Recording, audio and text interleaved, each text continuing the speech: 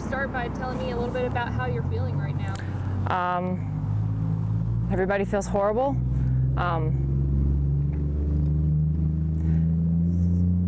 You just have to ask me a question, I'm sorry. No worries, no worries. I mean, what was your first reaction when you saw law enforcement on your property? So when we pulled in on Wednesday morning, the entire parking lot was full of state troopers, which is alarming enough as it is. However, when we saw large animal trailers, that's when panic absolutely sets into your heart as to why those vehicles are there. The Virginia State Police took our phones if we had them. They searched our vehicles for anything, and we were notified that they had already been in the park for several hours, checking to make sure, I guess, things were secure from other people or animals or something of that lines, and the animal control unit had already entered the park as well. So for us as keepers, imagine having somebody go into your house unannounced, where your pets are, and your pets are terrified and they don't know this person coming in. So it's extremely stressful for the animals to see people that they don't know coming in aggressively, quickly, not knowing the animals' names, not knowing the special needs of each animal, how to talk, how to move, any of that stuff. So that's how their morning started. And then for my team of keepers, our morning started by having our vehicles searched, our phones checked, and not detained, but we were not allowed to actually go out and take care of the animals that we all work here for and literally live for. It was not until after 2 o'clock we were even allowed to provide base care, food, water, cleaning, anything. They wanted to go through the park and document, take photos and videos of animals that hadn't been fed and hadn't been watered and hadn't been provided their basic routines in the morning, to try and paint us in the worst light possible. It's like going into somebody's room after they've just slept in the bed and they've walked out, and this is how they keep their bedroom, disheveled and the sheets are all a mess, but you haven't had a chance to even go in and care for them. Anybody that has animals knows that animals make a mess. It's what they do, and it's our job to come in and clean it back up and set it back correctly and provide them enrichment and clean food and clean water and clean enclosure, and they wouldn't allow us to do that. We watched animal control officers eating Snickers bars and Doritos and cans of Coke and all sorts of snacks, and we were still not allowed to even provide food or water for animals such as birds that have a fast metabolism and may only eat during daytime. We weren't allowed to even give them anything while we watched other people eat. That's immensely stressful. We're hearing animals screaming and yelling as strangers are entering their enclosures. They asked me for my work keys, for my keys to open enclosures. And if I deny them, then they'll just start cutting open locks and cutting open enclosures so they can go in and make assessments of the animals. So for the safety of the animals, you give them your keys so that once they walk out, the enclosure can hopefully be locked back so you can contain those animals so they don't injure themselves. A lot of instances, they did not close those doors back. They left doors open on cold days for cold breezes to come in. Possibly injuring or making animals sick. The really hard one, we have a beautiful white tiger named Zeus that we call the Cookie Monster, and he's been here for 12 years. I have been with him from when he was a tiny little potato, and wiped his behind and fed him bottles and provided all his care for him, and have been with him his entire life from start to finish. A few weeks ago, he started to have some weight loss, and our vet was extremely well aware of it. We had documentation for everything. We had medication for everything. We were doing absolutely everything that we possibly could. There's 2 of us here that have been with him since he was a baby. We did absolutely everything to provide him the best care, and the morning that they were coming, we were actually getting in contact with our vet to have her come out and assess him again because he hadn't been eating for a couple of days, and we were very worried about him. And when the animal control officers had their own veterinarians with them, One of them supposed to be an exotic specialist, Dr. Ernesto Dominguez. I've never met somebody so cold in my entire life as a veterinarian. I don't think the man has a soul, honestly. He doesn't seem to actually care. He smiled the entire time he walked around and chose the fate of animals, which is sick. But he walked in to the Tiger's housing area with me, where I have a cat that's not feeling well in his big fluffy bed of straw and hay. And tigers chuff when they're happy to see you. It's a sound. And the cat's chuffing softly to me while I have several people standing with me watching. They allowed my veterinarian, who I called, to come in, and she explained the condition and what we were doing with the cat, and that he was extremely well monitored, and we were doing absolutely everything. And they decided that they wanted to see him get out of his bed and out of his housing area and go out into a larger area, which I did not want to do because he was not feeling well. And Dr. Dominguez said, I don't care what you need to do, open the door and get him to go outside. I don't make him go outside. So to make a sick animal that doesn't feel good, to force him to go out into an area where there's stress and people that he doesn't know. And while he may be a big, giant tiger to some people, to us, and to those that understand the animals, know that he's scared, and he has every right to be scared and to be stressed by the whole situation, especially not feeling well. So he had to go outside, and they immediately made the assessment that he should be euthanized. I asked if it was if my veterinarian could do it, and they wanted their veterinarians to do it.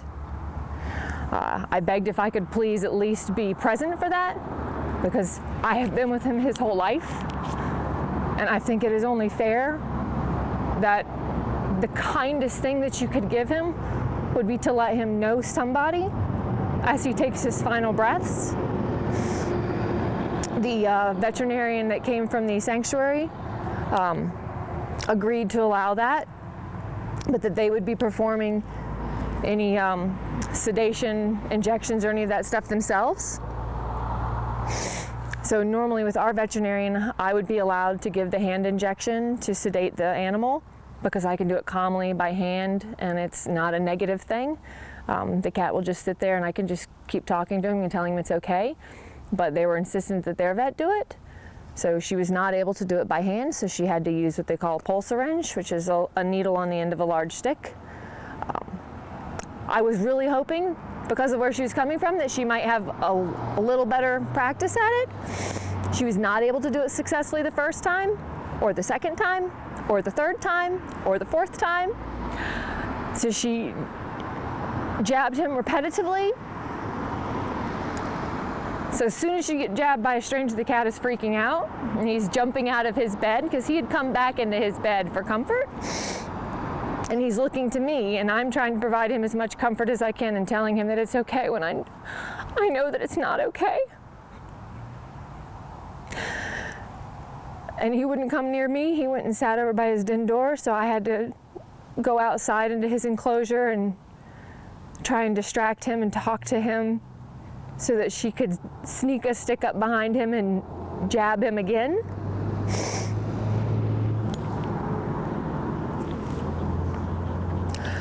So what I could have done in 5 minutes with my veterinarian, she said would take her 20 minutes, which is a tremendous amount of time when you keep getting jabbed and there's several strangers around. So I had to sit outside his den and talk to him and sing to him and say anything that I possibly could so that he would look at me and lock eyes with me and not look at her. So I had to hope that he would give me all his trust and stay with me so that I could betray him so that she could jab him, in which case he was yelling again and he was scared. And then she finally was able to get enough of an injection into him that he could no longer rise after falling. So I could go back around into his house and enter his enclosure and just hold on to him.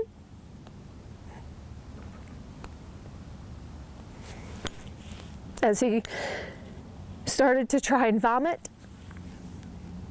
and asked if they would please hurry. If you're going to do this, please hurry. It's totally disorganized. While Dr. Dominguez just stands there, like proud of what he's doing.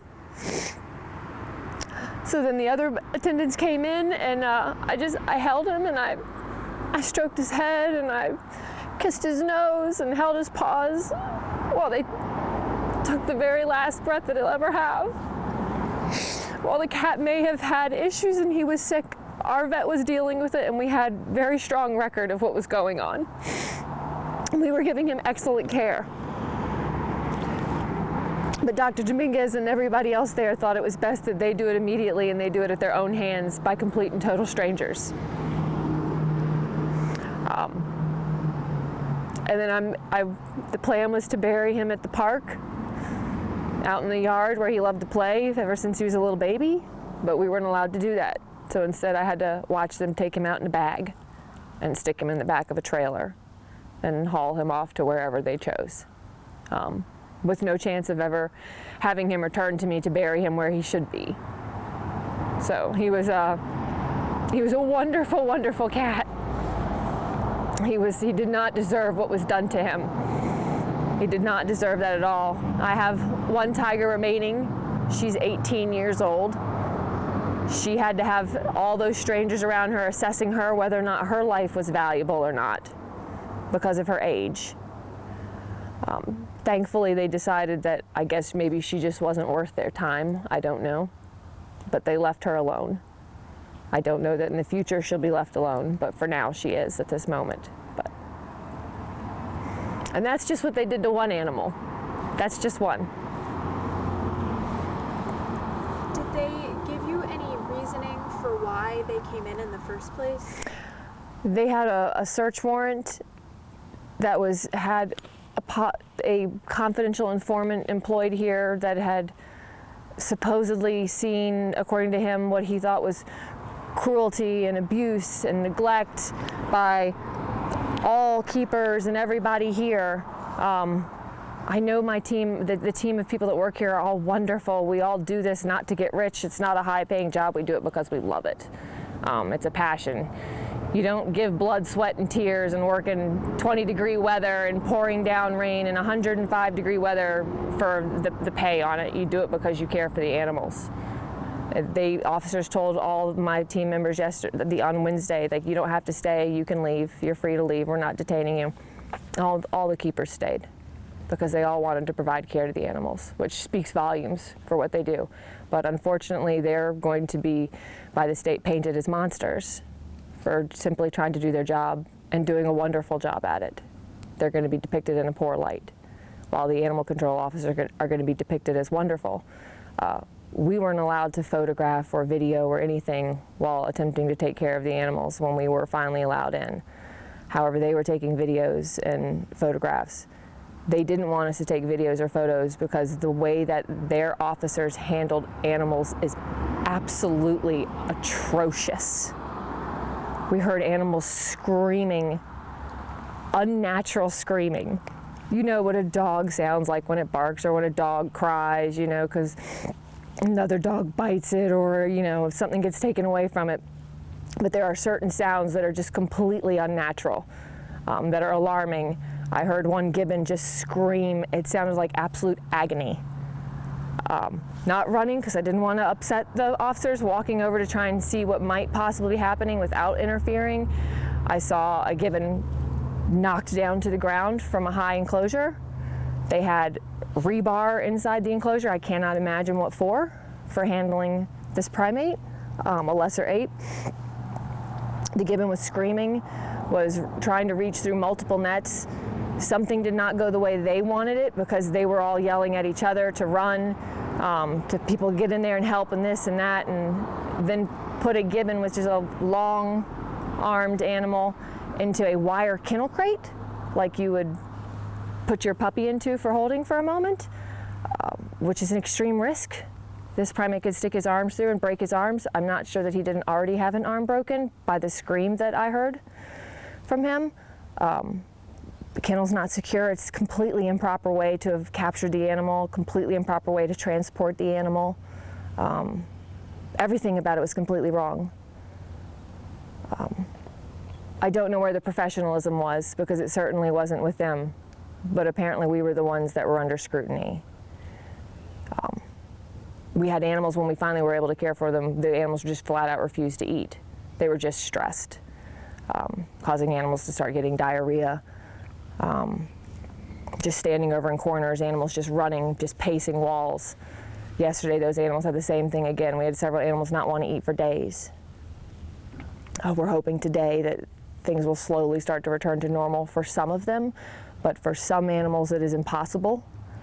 I have a pair of, we have here a pair of, they're called southern ground hornbills.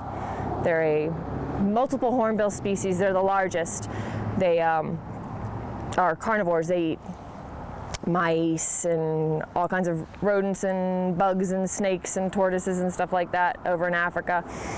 We have a pair that produce offspring, and they're one of the very few in the country, actually few in the world, that do produce offspring, and we have successfully reared chicks here.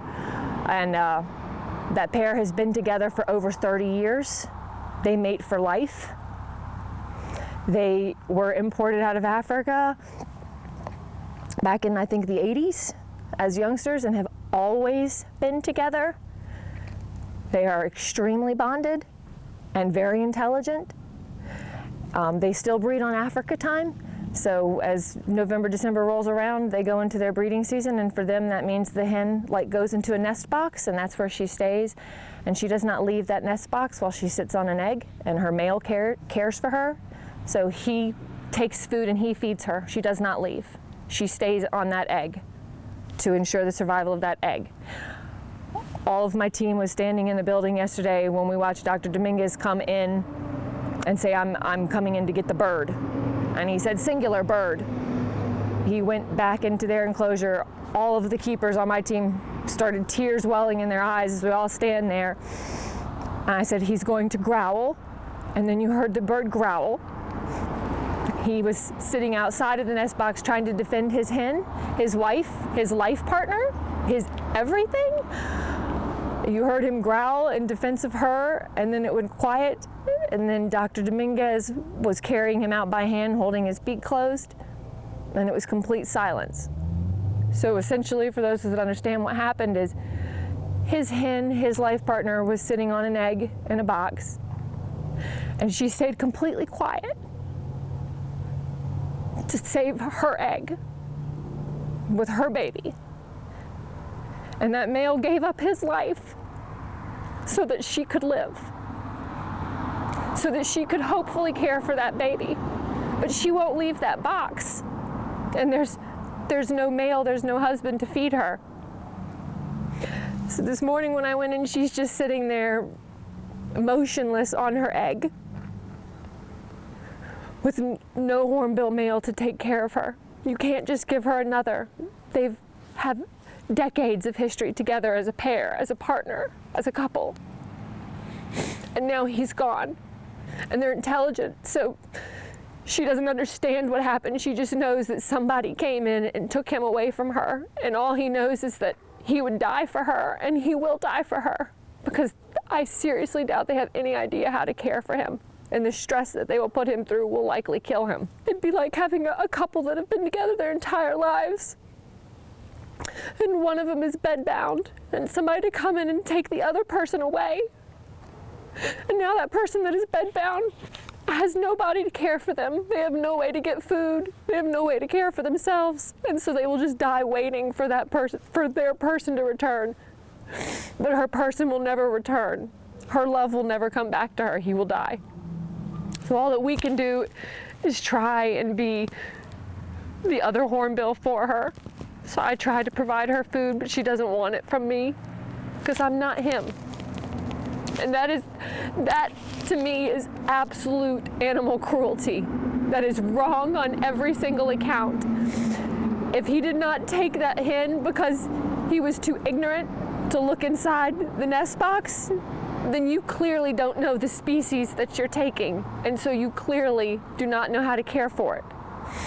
And if you knowingly took only him and left her, you are a monster. That is a horrible, horrible thing to do to somebody.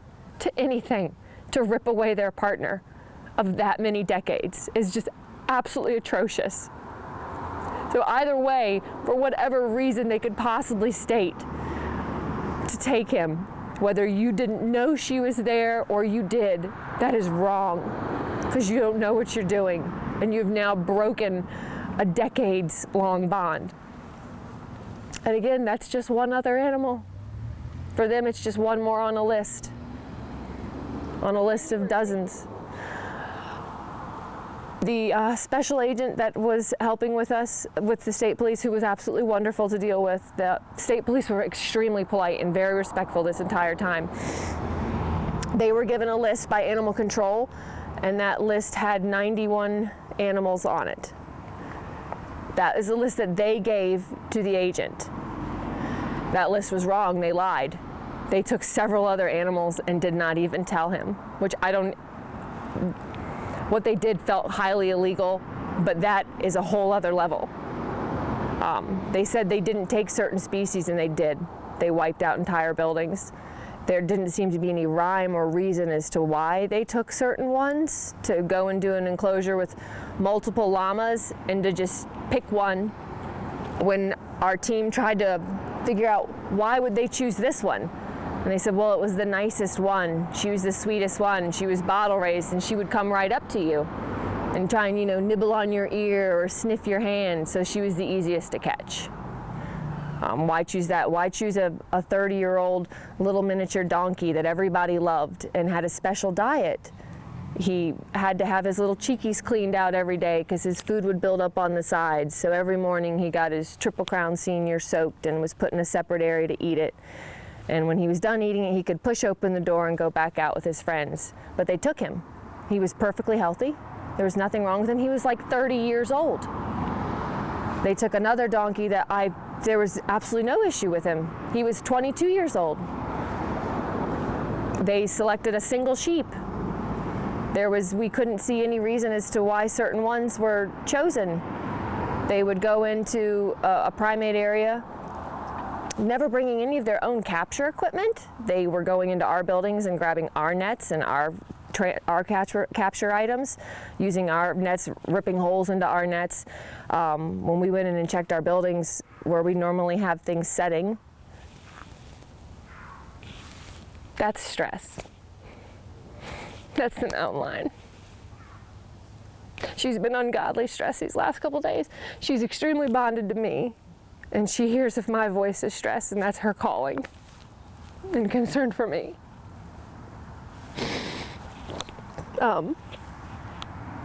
When they went into primate enclosures, when we went in and checked things today, there were brooms jammed through wire, rebar sticking through wire. So I can only imagine they were jabbing sticks and rebar and things at animals to try and get the animals to go where they wanted them. Cages ripped away from walls. Huge quantities of candy and produce and peanuts thrown on the ground. I'm assuming to attempt to persuade an animal into a transport enclosure, where had they actually asked our keepers or asked myself that we're going to be confiscating this animal, I would have said, please allow me to do it in a humane, calm method. The majority of our primates are conditioned to load into transports, and we could have literally set a transport kennel inside and asked them to get in and then close the door. But instead they chose to, what it looked like in some instances, to release them into the entire building and then go after them with nets, knocking lights down, knocking things all over the place, and to slam them into nets, monkeys screaming, and then throw them into transports.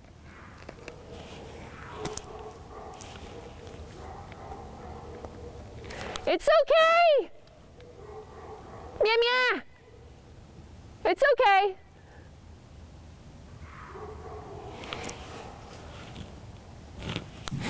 So while everybody's gone, obviously the stress is still high.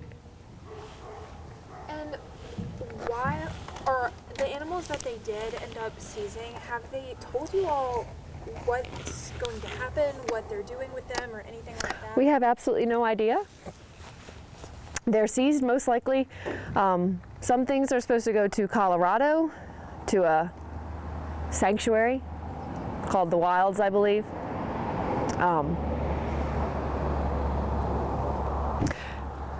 Some of their people were very polite. No matter how bad a light you want to paint us in, if their keepers are caring for those animals at all at that facility, they have to have some kind of a heart that they love those animals. And there's no way you could walk in here the last 2 days and look at our keepers and see them as monsters. So I do feel that some of them did actually feel some compassion and empathy for us. But the place they would be taking them to is not qualified to care for a lot of them. Some things I believe were taken to a local place. We saw an Angels of Assisi vehicle here with a trailer where they'd be probably taking the donkeys. I'm not sure of her name. I'm thinking it's O'Neill or something along those lines. I can't quite remember. Runs a sanctuary and a facility where they'll take birds and small domestic animals, and then you can essentially buy them. But it's not buying, it's a donation fee, so that these would be, we had all of our macaws taken, so now they may possibly be at their facility or the donkeys, and now they're up for people to donate and have them to be their own instead of them being in the care of the people that actually know what they need, so she can make money off of it. I don't know what happens to some of the primates. Some of the birds are endangered species and are not supposed to be transported out of the state, not supposed to be sold, and so they live here. This is where they will live for the duration of their lives, but it was no issue for them to just grab them and take them and do whatever they wish. So from a legal standpoint, my understanding is we will have to go to court and try to fight to get those animals back. Even if we are found to be 100% innocent, we will still have to pay whatever boarding fee those facilities dictate is correct for each one of those animals. If I think it takes $10 a day to care for an animal and they say it takes $100, then $100's where we go per day with additional costs. And so to try and get those animals back will cost hundreds of thousands of dollars, because every day they can delay it times 90 plus animals becomes an unattainable amount. And of course we are coming towards the end of the season and we're approaching Christmas, so things will probably go a lot slower. And even if we are to lose a court case on it, apparently we may still possibly have to pay the boarding fees of those animals. So either way you lose.